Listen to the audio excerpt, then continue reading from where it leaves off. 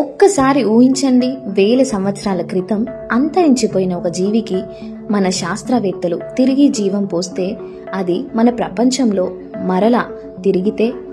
Dare wolf ఒక భారీ బలమైన మహాశక్తివంతమైన నక్క ఇప్పుడు మళ్ళీ మన మధ్య తిరుగుతోంది.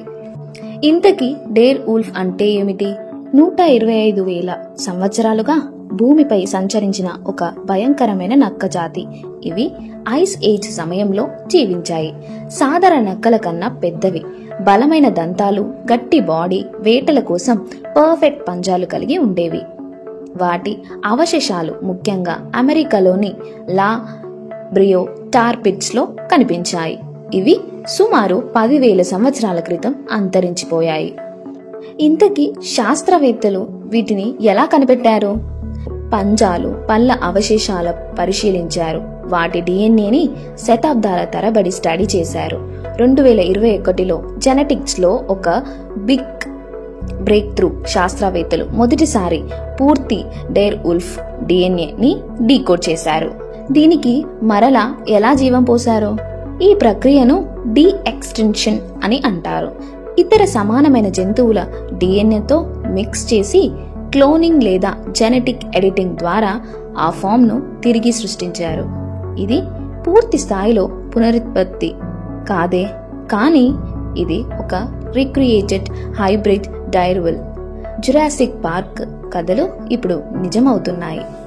మనుషులకు దీనికి సంబంధమేంటి?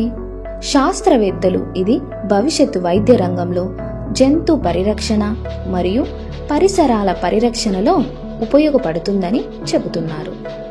మనుగడలో ఉన్న జాతులు త్వరగా అంతరించిపోతున్నాయి.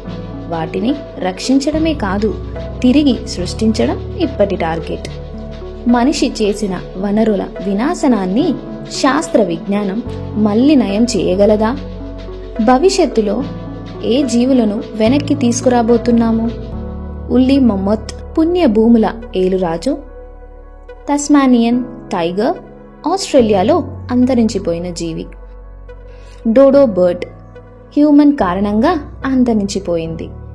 కొన్ని శాస్త్రవేత్తలు తిరిగి తీసుకురావాలనే ఆలోచనలో ఉన్నారు. ఇంతకీ ఇది మనకు ప్రమాదమా లేక వరమా? ఒకవేళ ఈ జీవులు మళ్లీ వస్తే మన పరిసరాలకు ఎలా మేలు చేస్తాయి?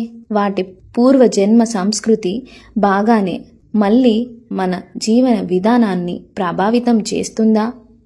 ఇది ఒక ఎథికల్ డైలమా కూడా.